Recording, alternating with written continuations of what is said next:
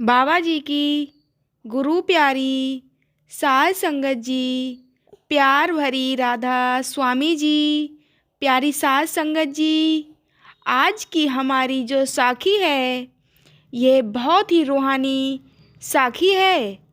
तो साध संगत जी, हमारी आज की इस वीडियो को पूरा ज़रूर देखिए।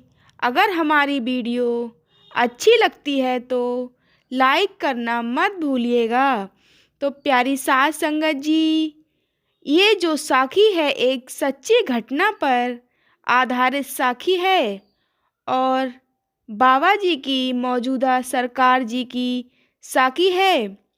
तो प्यारी साध संगत जी, जैसा कि आपको पता है कि बाबा जी अपनी संगत से बहुत ही ज़्यादा प्यार करते हैं। तो साध संगत जी, ऐसा क्या होता है जब बाबा जी को पता चलता है कि एक 15 साल की लड़की जो 12 घंटे सिमरन करती है उसके बारे में पता लगता है, तो बाबा जी उससे मिलने क्यों जाते हैं। तो संगत जी, ये जो लड़की थी ये बचपन से ही बड़ा भजन सिमरन पर ध्यान देती थी। इसके माँ बाप को बाबा जी ने नामदान की बख्शिश की थी। इसी प्रकार अगर सत्संगी परिवार हो तो बच्चों का भी माहौल बदल जाता है। तो प्यारी साध संगत जी, इस लड़की को बड़ी लगन थी और हमेशा जो थी अपनी माँ के साथ भजन पर बैठती थी। जब भी सिमरन पर बैठती तो अपनी माँ से पूछती थी कि माँ, जब मैं सिमरन पर बैठूं तो मैं क्या करूं। तो उसकी माँ कहती है कि तुम सिर्फ आंखें बंद करके बाबा जी की तरफ ध्यान लगाना और बाबा जी को अपनी दिल की बातें बताना। तो वो लड़की कहती है कि माँ, क्या बाबा जी मेरी बातें सुनेंगे। तब उसकी माँ कहती कि बेटा, हाँ, जो सच्चे मन से बाबा जी का ध्यान लगाते हैं तो बाबा जी उनकी बातें ज़रूर सुनते हैं। यह बात सुनकर वह लड़की बड़ी खुश हो जाती है और कहती है कि माँ, आज तुमने सच कहा कि बाबा जी मेरी बातें ज़रूर सुनेंगे। और वह बड़ी खुश होती थी। जब से वह 5 साल की थी तब से वह ऐसा कह रही थी। लगभग 10-15 साल हो गए हैं तब से ही भजन सिमरन पर बैठती है। एक दिन वह अपनी माँ से पूछती है, माँ, भजन सिमरन पर बैठने के लिए नामदान की बख्शिश के लिए कितना समय चाहिए होता है। तो उसकी माँ कहती है कि बेटा, अभी तुम्हारी उम्र नहीं हुई है, तुम्हें नामदान की बख्शिश नहीं होगी। तो साध संगत जी, वो लड़की कहती है, तो क्या मैं माँ उसी तरह सिमरन पर बैठ सकती हूँ। उसकी माँ कहती है कि हाँ, जब और परिवार के सारे सदस्य सो जाते हैं तो वह लड़की रात को सिमरन पर बैठ जाती है और लगभग 9 बजे बैठती है और उसे ये नहीं पता चलता कब दिन हो गया है। वह सिमरन पर बैठी रहती है और इसकी माँ को इसके बारे में पता लगा तो वह कहती है कि बेटा, तू बड़ा ही बैठती है सिमरन पर, क्या करती है रात को।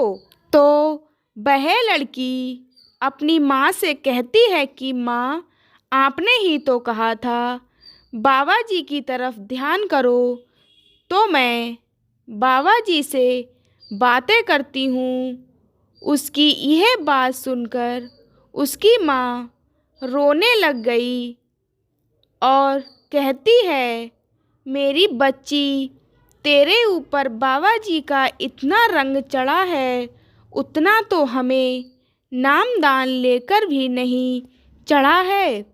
तो वह कहती है कि माँ, मैं बाबा जी से असलियत में भी मिलना चाहती हूँ। तो उसकी माँ कहती है, बेटा, जो बाबा जी को सिमरन में मिल लिए, उनको असलियत में मिलने की क्या ज़रूरत होती है। तो वह कहती है कि मैं बाबा जी से ज़रूर मिलना चाहूँगी। तो उसकी माँ कहती है, बेटा, इस बात की चिंता मत करो, बाबा जी को सब पता होता है कि कौन उनसे मिलना चाहता है और कौन नहीं मिलना चाहता है। तू अपना ध्यान सिर्फ सिमरन की ओर दे। बाबा जी तुझसे मिलने ज़रूर आएंगे या कोई ना कोई जरिया ज़रूर बना देंगे जिससे तू बाबा जी से मिल सकेगी। ऐसे ही जब बाबा जी को उस लड़की के बारे में पता चला कि वह लड़की इतना सिमरन करती है, तो वह अपने खास सेवादार से कहते हैं कि तुम एक लड़की है जो कि 15 घंटे सिमरन करती है। तो बाबा जी से वो सत्संगी कहता है कि बाबा जी, उस लड़की की उम्र कितनी है। तभी बाबा जी कहते हैं कि उसकी उम्र मात्र 15 या 16 साल ही होगी। तो वो सत्संगी कहता है, सेवादार जो था, कि बाबा जी, उस उम्र में तो नामदान की बख्शिश भी नहीं होती है, तो वह सिमरन पर कैसे बैठ जाती है। तभी बाबा जी कहते हैं कि बेटा, ये ज़रूरी नहीं है कि आपने नामदान लिया है, सिर्फ आपका ध्यान जो है वो सिर्फ अपनी आँखों के बीच केंद्रित करना होता है। जिन्होंने नामदान लिया है वो लोग तो घंटा भी सिमरन पर नहीं बैठ सकते। वो सेवादार कहता है कि बाबा जी, आप सही फरमाते हैं, जिन्होंने नामदान लिया है उनके पास तो 1 घंटा भी नहीं होता कि वह सिमरन पर बैठ पाएँ।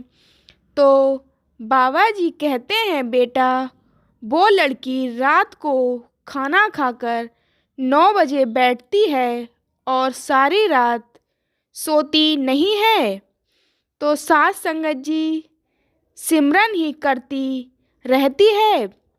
तो वो जो सत्संगी था वो कहता है, बाबा जी, ऐसा कैसे हो सकता है कि वो लड़की 15 साल की लड़की इतना सिमरन करती हो।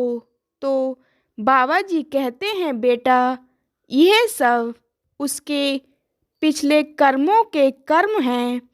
पिछले जन्म में वह एक सत्संगी महिला थी और उसने हुजूर जी से नामदान की बख्शिश की थी और उसकी उम्र से पहले ही उसकी मौत हो गई थी कि जब वह उसने नामदान लिया था तो उसके 5 साल बाद ही उसकी मौत हो गई थी।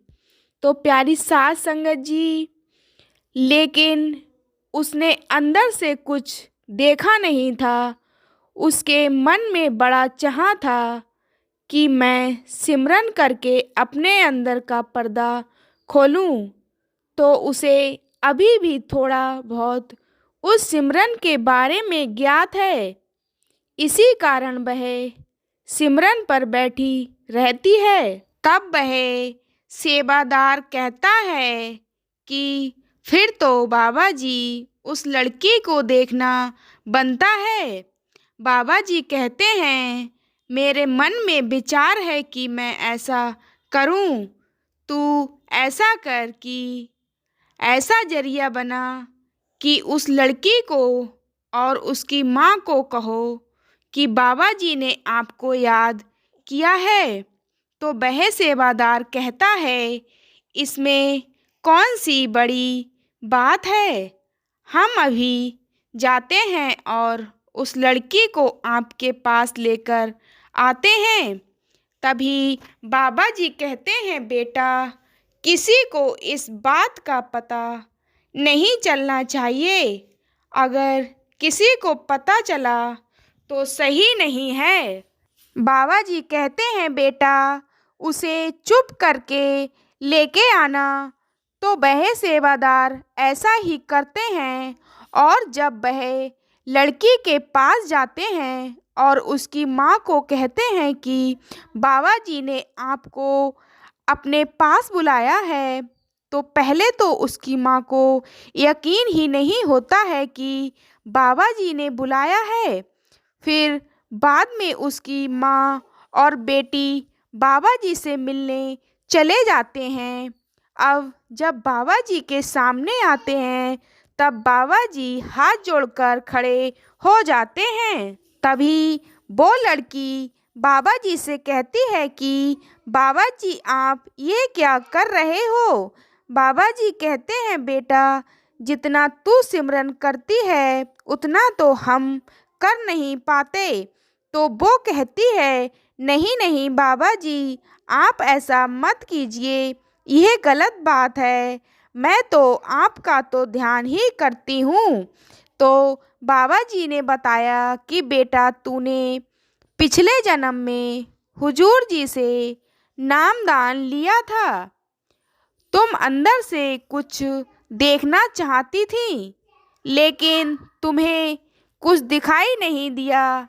इस कारण जो तुम्हारी लगन थी भजन सिमरन के प्रति, उसके लिए तुम्हें दोबारा जन्म मिला है।